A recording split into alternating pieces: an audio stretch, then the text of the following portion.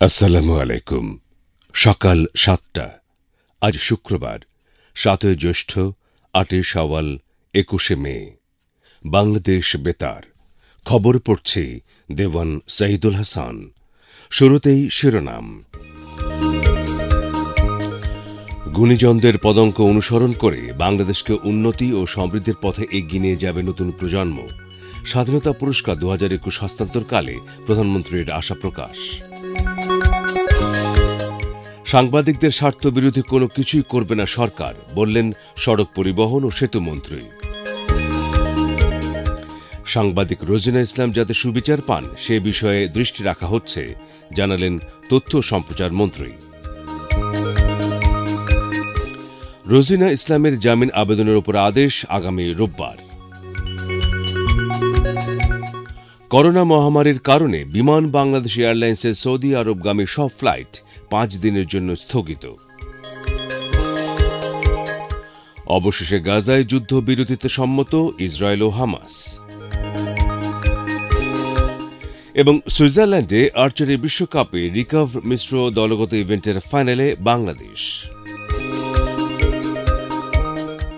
শিরোনাম শুনলেন। নিজে সচেতন হন, করোনা সংক্রমণ রোধ করুন। ঘরের বাইরে সবসময় মাস্ক পরিধান করুন। সাবান পানি দিয়ে ঘন ঘন হাত ধুয়ে ফেলুন অথবা হ্যান্ড স্যানিটাইজার ব্যবহার করুন। সামাজিক দূরত্ব মেনে চলুন। জরুরি প্রয়োজন ছাড়া বাইরে না গিয়ে ঘরেই থাকুন। মনে রাখবেন, স্বাস্থ্যবিধি মেনে চলাই করোনা মহামারী থেকে মুক্তির একমাত্র উপায়। এবার বিস্তারিত।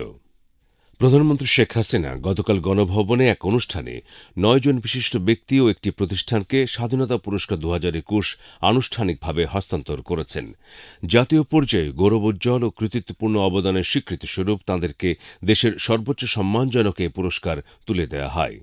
স্বাধীনতা মুক্তিযুদ্ধে আসনুল্লাহ মাস্টার, আখতারুজ্জামান চৌধুরী বাবু, বীর মুক্তিযোদ্ধা ব্রিগেডিয়ার জেনারেল খুরশিদ উদ্দিন আহমেদ এবং এ.কে.এম. বজলুর রহমান মরণোত্তর স্বাধীনতা পুরস্কারে ভূষিত হন। পুরস্কার প্রাপ্তদের মধ্যে আরও রয়েছেন বিজ্ঞান ও প্রযুক্তিতে ড মৃন্ময় গুহ নিয়োগী, সাহিত্যে কবি মহাদেব সাহা, সংস্কৃতিতে চলচ্চিত্রকার গীতিকার গাজী মাজহারুল আনোয়ার ও নাট্যজন আতাউর রহমান এবং সমাজসেবায় অধ্যাপক ড এম আমজাদ হোসেন। এছাড়া প্রতিষ্ঠান হিসেবে গবেষণা প্রশিক্ষণে এবছর স্বাধীনতা পুরস্কার পায় বাংলাদেশ কৃষি গবেষণা কাউন্সিল। পুরস্কার প্রাপ্তদের পক্ষ থেকে নাট্যজন আতাউর রহমান তাঁর অনুভূতি ব্যক্ত করে বক্তব্য রাখেন। স্বাধীনতা পুরস্কার হস্তান্তর উপলক্ষে বক্তৃতায় প্রধানমন্ত্রী শেখ হাসিনা আশা প্রকাশ করে বলেন, বর্তমান সরকারের নেয়া মহাপরিকল্পনা অনুযায়ী নতুন প্রজন্ম বাংলাদেশকে উন্নত সমৃদ্ধির পথে এগিয়ে নিয়ে যাবে। তিনি বলেন, তাঁর সরকার প্রেক্ষিত পরিকল্পনা ২০৪১ ও বদ্বীপ পরিকল্পনা ২১ প্রণয়ন করেছে, যাতে প্রজন্মের পর প্রজন্ম দেশকে এগিয়ে নিতে পারে এবং উন্নত ও সমৃদ্ধ জীবন পায়। শেখ হাসিনা বলেন, সময়ের চাহিদা অনুযায়ী বিজ্ঞান ও আধুনিক প্রযুক্তির সমন্বয়ে উন্নয়নের এই কাঠামোকে যুগোপযোগী করা হলে তা নতুন নতুন উদ্ভাবনের পথ দেখাবে।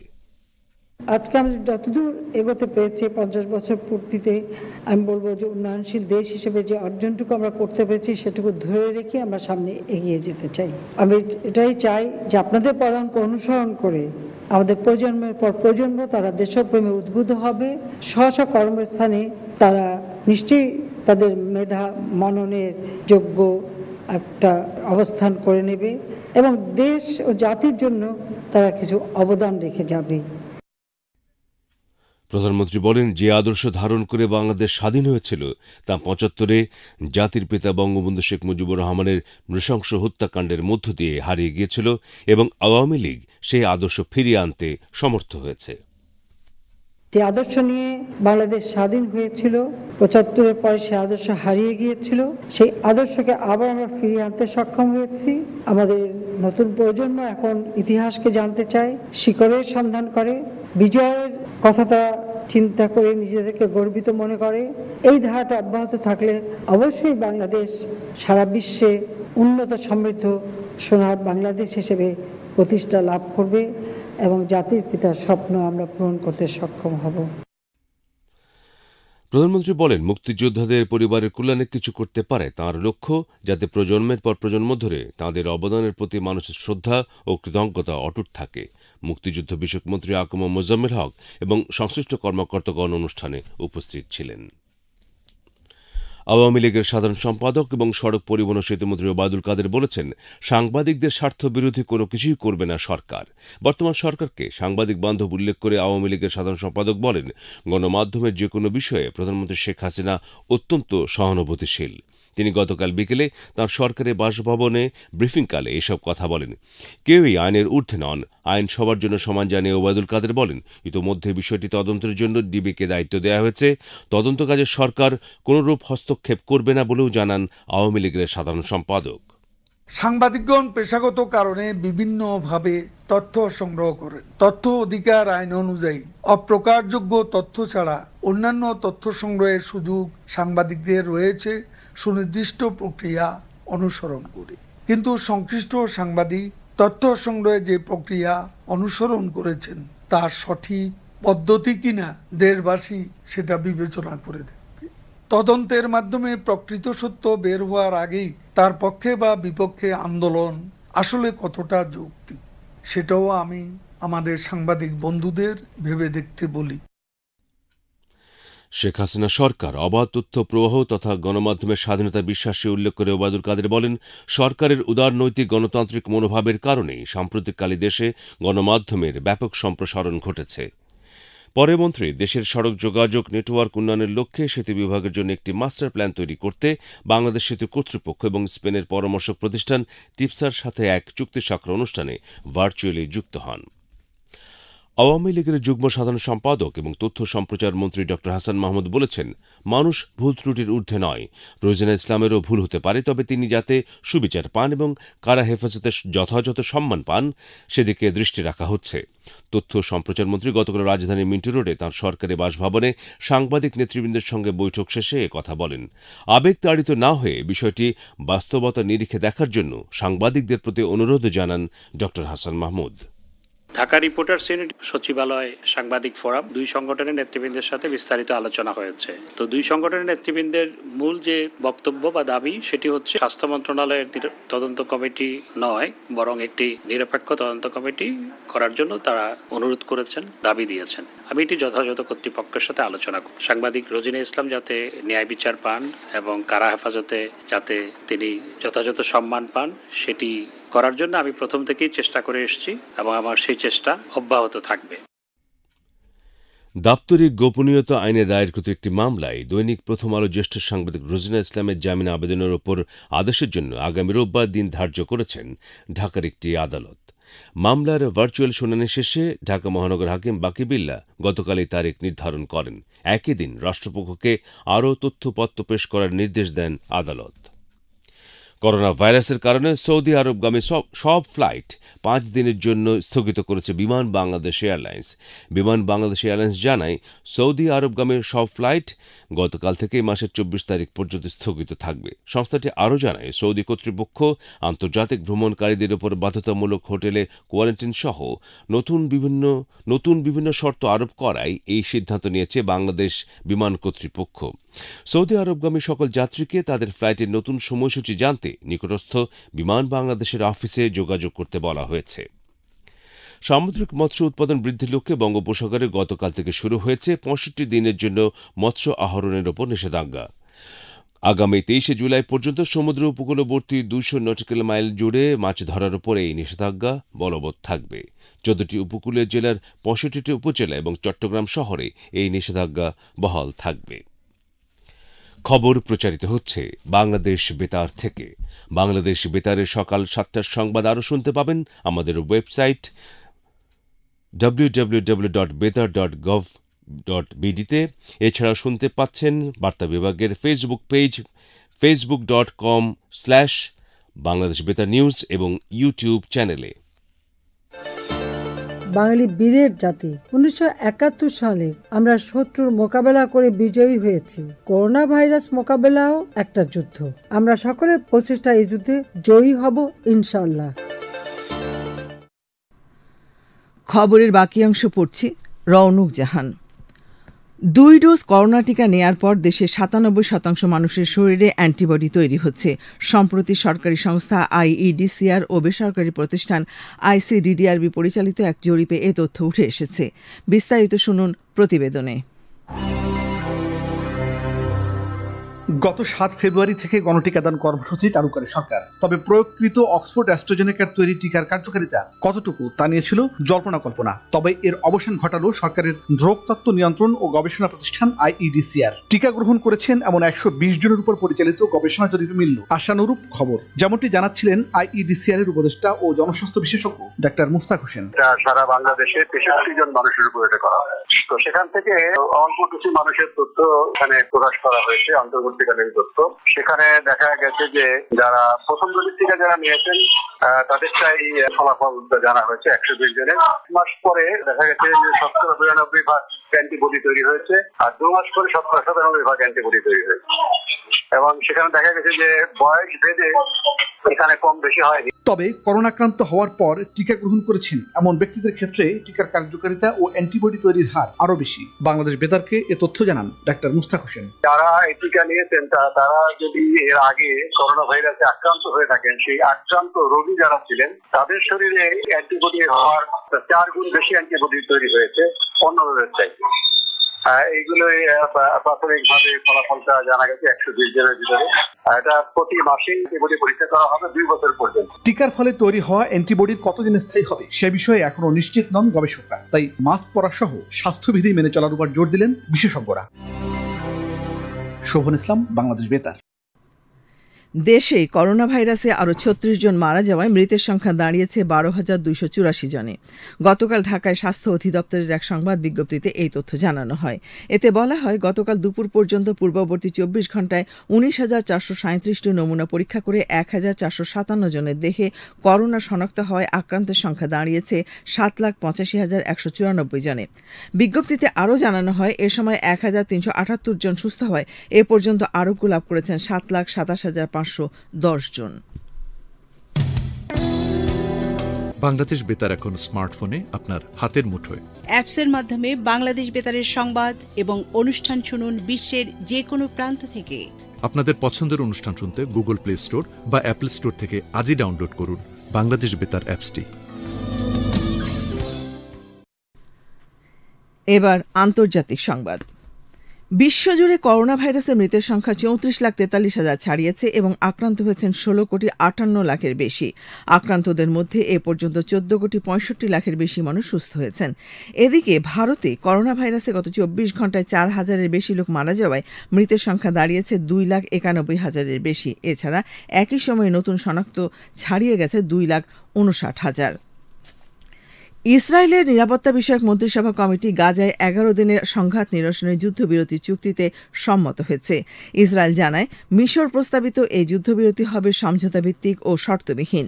মার্কিন প্রেসিডেন্ট জো বাইডেন যুদ্ধবিরতির সত্যতা স্বীকার করে আত্মরক্ষার ক্ষেত্রে ইসরায়েলের অধিকারের প্রতি যুক্তরাষ্ট্রের আস্থা পুনর্ব্যক্ত করেন। গাজায় প্রধান ফিলিস্তিনি গ্রুপ হামাস এবং ইসলামিক জিহাদও এই যুদ্ধবিরতির সত্যতা স্বীকার করে। তারা বলেছেন, আজ ভোররাত থেকে এই যুদ্ধবিরতি কার্যকর হয়েছে। 11 দিনের সংঘর্ষে গাজায় কমপক্ষে 232 জন এবং ইসরায়েলে 12 জন নিহত হয়েছে। আবারও দেশের খবর। প্রধানমন্ত্রী শেখ হাসিনা কোভিড-19 মহামারীর কারণে সম্প্রতি বেকার হয়ে যাওয়ার দারুল আরকাম ইবতেদায়ী মাদ্রাসার মোট 2,020 জন শিক্ষকের প্রত্যেককে 25,000 টাকা করে 5,05,00,000 টাকা অনুদান দিয়েছেন। গতকাল এক সংবাদ বিজ্ঞপ্তিতে বলা হয়, বর্তমান পরিস্থিতিতে শিক্ষকদের আর্থিক সংকট নিরসনে জরুরি সহায়তা হিসেবে প্রধানমন্ত্রীর ত্রাণ ও কল্যাণ তহবিলের মাধ্যমে এ সহায়তা দেওয়া হচ্ছে। প্রধানমন্ত্রী শেখ হাসিনার নির্দেশনার আলোকে 2017 সালে ইসলামিক ফাউন্ডেশন মসজিদ ভিত্তিক শিশু ও গণশিক্ষা কার্যক্রমের অধীনে দেশে 1010টি মাদ্রাসা প্রতিষ্ঠা করে। মেডিটেশন বা ধ্যান শারীরিক সুস্থতা ও মানসিক প্রশান্তির অর্জনের জন্য যুগ যুগ ধরে প্রাচ্যে একটি জনপ্রিয় ও বহুল চর্চা, যা এই উপমহাদেশে তৈরি করেছে গৌতম বুদ্ধের মতো ব্যক্তিত্ব। প্রাচীনকালের মুনি ঋষিদের গণ্ডি থেকে বেরিয়ে এসে আধুনিক জীবনেও মেডিটেশন বা ধ্যান চর্চা হয়ে উঠেছে জীবনযাপনেরই অংশ। মেডিটেশনের গুরুত্ব সম্পর্কে মানুষকে আরও বেশি সচেতন করতে আজ দেশে প্রথমবারের মতো পালিত হচ্ছে বিশ্ব মেডিটেশন দিবস। মেডিটেশন নিয়ে বিস্তারিত শুনুন প্রতিবেদনে।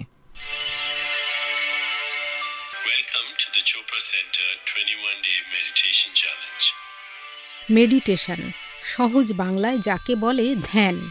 শুরুতে শুধুমাত্র ধর্মীয় ব্যক্তিত্ব এবং আশ্রমের গণ্ডিতেই সীমাবদ্ধ থাকলেও ধ্যানের আধুনিক সংস্করণ ক্রমাগত জনপ্রিয় হয়ে উঠেছে সমাজে। ব্যাংকার, শিক্ষক, শিক্ষার্থী, চাকুরিজীবী, ব্যবসায়ী সহ সমাজের সর্বস্তরের মানুষ আধুনিক জীবনের ক্লান্তি দূর করতে বেছে নিচ্ছেন মেডিটেশনকে। মেডিটেশন আমি শুরু করেছিলাম 2004 সাল থেকে। তখন থেকে আমি যেটা দেখেছি আসলে আমাদের জীবনে বা আমার নিজের ব্যক্তিগতভাবে আমি যদি বলি, প্রচন্ডভাবে ইতিবাচকতার শক্তি এসেছে আমার জীবনে। খুব পজিটিভ হতে পেরেছি, খুব আত্মবিশ্বাসী হতে পেরেছি। মেডিটেশনের শিক্ষার যদি ছোট করে বলি, একটাই লক্ষ্য, সেটা হচ্ছে আমাদের জীবনকে সুস্থ করা, সফল করা এবং সুখী করা। দেশে বা দেশের বাইরে সব জায়গাতেই নেশা বা আসক্তির কারণে প্রতি বছর ঝরে যাচ্ছে প্রচুর সম্ভাবনাময় তরুণ প্রাণ।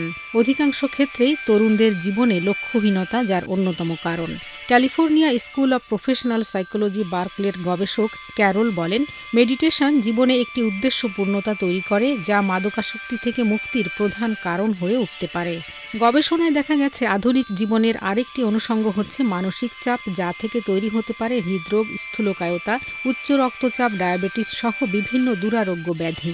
নিয়মিত মেডিটেশন চর্চা করে যে কোনো পর্যায়ের মানুষই এ থেকে সহজেই মুক্ত থাকতে পারেন। শারীরিক মানসিক দিক থেকে একজন মানুষকে সবচেয়ে চাঙ্গা রাখে হলো মেডিটেশন। অনেকে অনেক কিছুই বলে থাকেন যে একটু জিমে গেলাম কিংবা একটু দৌড়দৌড়ি করলাম, এটা অবশ্যই স্বাস্থ্যগত উপকার রয়েছে, কিন্তু মানসিক এবং শারীরিক ভারসাম্য এই দুটোর ক্ষেত্রে সবচেয়ে চমৎকারভাবে কাজ করে মেডিটেশন। বাংলাদেশে মেডিটেশন শিক্ষা ও চর্চায় অগ্রণী ভূমিকা পালন করছে কোয়ান্টাম ফাউন্ডেশন সহ বিভিন্ন প্রতিষ্ঠান।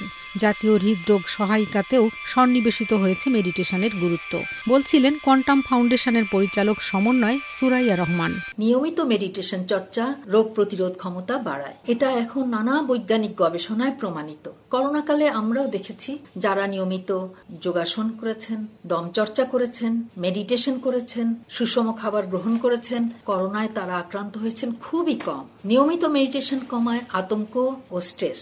মেডিটেশন চর্চাকারীরা থাকেন আশাবাদী, উজ্জীবিত, সাহসী ও সুস্থ। সরকারি বেসরকারি বিভিন্ন প্রতিষ্ঠানে কর্মীদের কর্মতৎপরতা বৃদ্ধিতে এখন মেডিটেশন চর্চাকে গুরুত্ব দেওয়া হচ্ছে। মেডিটেশন করলে মন স্থির হয়, মস্তিষ্ককে সুন্দরভাবে কাজে লাগানো যায়। মেডিটেশনের মাধ্যমে অর্জিত ব্যক্তি পর্যায়ের সাফল্য ও প্রাচুর্য জাতীয় জীবনেও নিয়ে আসুক নতুন অধ্যায়, আর এভাবেই দেশ এগিয়ে যাক সমৃদ্ধির পথে। তানিয়া নাজনীন, বাংলাদেশ বেতার। খেলার খবর আর্চারি। সুইজারল্যান্ডে চলমান বিশ্বকাপ আর্চারিতে শিরোপা নির্ধারণী লড়াইয়ে জায়গা করে নিয়েছে বাংলাদেশ। চমক দেখিয়ে রিকার্ভ মিশ্র ইভেন্টের ফাইনালে উঠেছেন রোমান সানা ও দিয়া সিদ্দিকী জুটি। গতকাল লুজানে ফাইনালে ওঠার ম্যাচে তারা কানাডার প্রতিযোগীদের 5-3 সেটে হারিয়েছেন। ফলে আর্চারি বিশ্বকাপে বাংলাদেশের পদক পাওয়া নিশ্চিত হয়েছে। শিরোপা জয়ের লক্ষ্যে আগামী রোববার নেদারল্যান্ডসের মুখোমুখি হবে বাংলাদেশ। বাংলাদেশ সময় বিকেল 3:29 খেলা শুরু হবে। ক্রিকেট। শ্রীলঙ্কার বিপক্ষে 3 ম্যাচ ওয়ানডে সিরিজের প্রথম 2 ম্যাচের জন্য তামিম ইকবালের নেতৃত্বে 15 সদস্যের বাংলাদেশ দল ঘোষণা করেছে বাংলাদেশ ক্রিকেট বোর্ড বিসিবি। আগামী 23, 25 ও 28 মে মিরপুর শেরেবাংলা জাতীয় ক্রিকেট স্টেডিয়ামে 3টি ম্যাচ অনুষ্ঠিত হবে। দিবারাত্রির এই ম্যাচগুলো শুরু হবে দুপুর 1টায়। বাংলাদেশ বেতার খেলার ধারা বিবরণী প্রচার করবে। এদিকে আজ বিকেএসপিতে সফররত শ্রীলঙ্কা ক্রিকেট দল নিজেদের মধ্যে একটি প্রস্তুতি ম্যাচ খেলবে। সবশেষে আবহাওয়া। আজ বেলা 1টা পর্যন্ত আবহাওয়ার পূর্বাভাসে বলা হয়েছে অভ্যন্তরীণ নদীবন্দরগুলোর জন্য কোনো সতর্কবাণী নেই এবং কোনো সংকেত দেখাতে হবে না। আজ ঢাকায় সূর্যোদয় হয়েছে ভোর 5:13 এবং সূর্য অস্ত যাবে 6:36। শেষ করার আগে শিরোনামগুলো আরও একবার। গুণীজনদের পদাঙ্ক অনুসরণ করে বাংলাদেশকে উন্নতি ও সমৃদ্ধির পথে এগিয়ে নিয়ে যাবে নতুন প্রজন্ম। স্বাধীনতা পুরস্কার 2021 হস্তান্তরকালে প্রধানমন্ত্রীর আশা প্রকাশ।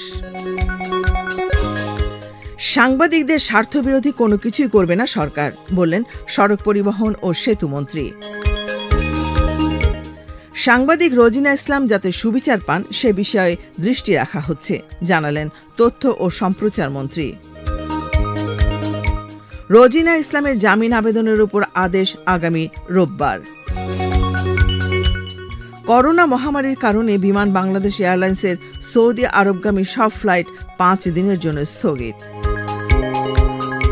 অবশেষে গাজায় যুদ্ধবিরতিতে সম্মত ইসরায়েল ও হামাস।